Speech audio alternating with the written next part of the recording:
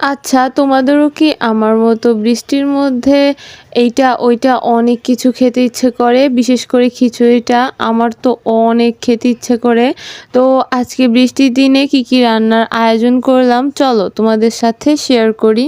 আজকে সকাল থেকে কিন্তু অনেক বৃষ্টি ছিল, যার কারণে আমি আজকে খিচুড়ি রান্না করেছি, সাথে ছিল মাছ ভাজা। খিচুড়ির স্বাদটা আরেকটু বাড়ানোর জন্য আমি একটা ইলিশ মাছ ভেজে নিয়েছি। বৃষ্টির মধ্যে কিন্তু এইসব খাবার খেতে অনেক ভালো লাগে।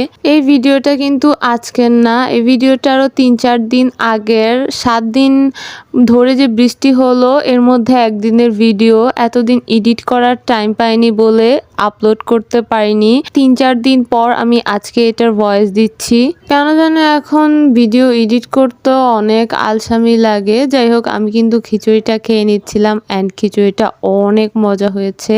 আর বৃষ্টির দিনে খিচুড়ি আমার অনেক পছন্দ, শুধু বৃষ্টির দিনে না, আমার খিচুড়ি সবসময় অনেক পছন্দ। আর খিচুড়ির সাথে গরুর মাংস হোক আর মাছ ভাজা হোক, দুইটাই আমার অনেক পছন্দ। মাছটা মনে হয় আমার একটু বেশি পছন্দ। এরপর দেখলাম আব্বু অনেকগুলা আম আনছে, অনেকগুলা মানে অনেকগুলা। আর আমগুলা কিন্তু অনেক বড় ছিল। আব্বু 7 কেজির মতো আম এনেছে। এখানে একটা আমের ওজনই অনেক ছিল। আর রাত্রে অনেকগুলো আম কিন্তু কেটেছি। এখানে সবগুলো আম 7 কেজি না, রাত্রে এনেছে পর কেটেছি, তখন আর ভিডিও করিনি। তো আমি আবার এগুলো সকালে ভিডিও করতেছি। আব্বু আজকে 7 কেজির মতো আম এনেছিল, যেহেতু আমের সিজন আর বেশি দিন নেই।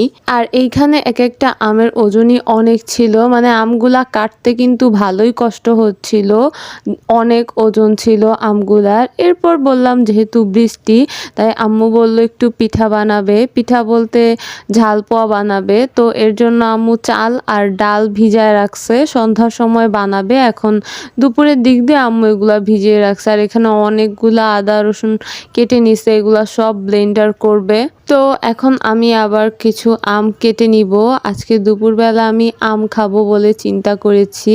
দুপুরে যেহেতু আম খাবো বলে চিন্তা করেছি, সাথে আবার 2 পিস মাছও নিয়ে নিয়েছি। ভাত না খাই, মাছ তো মিস দেওয়া যাবে না, বিকজ আমার মাছ অনেক পছন্দ। আর আমার তো খাওয়া দাওয়ার কোনো ঠিক ঠিকানা নেই। দুপুর 1টা বাজে আমি এখন আম নিয়ে বসেছি ভাত না খেয়ে। তো ভাত না খাওয়ার আরেকটা কারণ আছে, সেটা হচ্ছে আজকে আম্মু বললাম না পিঠা বানাবে, তো পিঠা তো তেলে ভাজবে। ওগুলার থেকে আমি কিছু হচ্ছে চাপটি বানিয়ে নিয়েছি। আর চাপটিগুলা কিন্তু অনেক ভালো হয়েছে, একদম ফুটা ফুটা হয়েছে, মনে হচ্ছে যে হাত দিয়ে ফুটা করে নিয়েছি, এত সুন্দর হয়েছে চাপটিগুলা।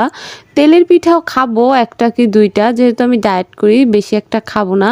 এই সব খাবারের জন্যই হচ্ছে আমি দুপুরে ভাতটা খাইনি, একটু হালকা খাবার খেয়েছি। তো আমি আবার কিছু চাপটি আমার জন্য বানিয়ে নিলাম। এগুলো কিন্তু একদিনে খাবো না, ফ্রিজে রেখে রেখে 2-3 দিনে খাবো। আর এখান থেকে 1টা কি 2টা পিঠা আমি খাবো, বেশি পিঠা খাবো না। এগুলা হচ্ছে আম্মু একদম গোলায় টোলায় দিচ্ছে, আর আমার ছোট বোন হচ্ছে এগুলা ভেজে নিছে তেলে। এইসব তেলে ভাজা খাবার কিন্তু আমি অনেক খেতে পারি, বাট কি করব, ডায়েটের জন্য একদমই খাওয়া হয় না। তো আমার আজকের ভিডিওটা এই পর্যন্তই। আল্লাহ হাফেজ।